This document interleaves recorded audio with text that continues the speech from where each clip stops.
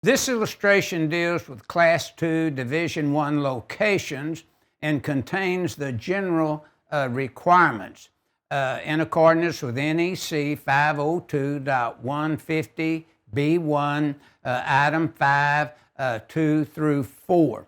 The purpose of the change was to accept a new subdivision, and the subdivision has been added to address the requirements for industrial establishments with restricted public access for Class II Division I locations.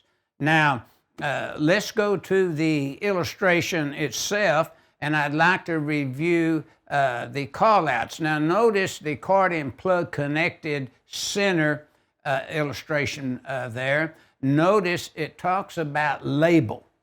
And it says, do not open under load as required by 502.150 B1 Item 5 and Exception 2. And notice how the labeling takes place. It says, do not open under load. And I would like to look at your process equipment next, and it's to the right. And notice the title head is Process Control Instrument. And notice it's 502.150 B as in boy 1, item number 5. And notice this is for replacement only. When you review the call out right underneath the equipment there, it's titled Replacement Only. 502.150 B as in boy 1, item number 5. And then of course the cord itself, it talks about power supply cord shall not exceed 3 feet in length.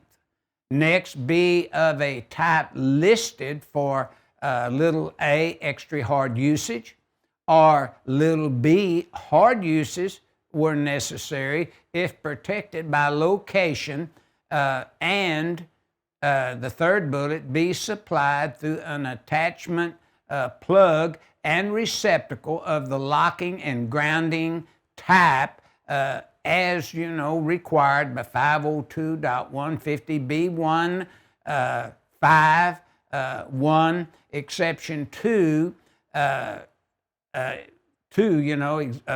typically to 2, 3, and 4.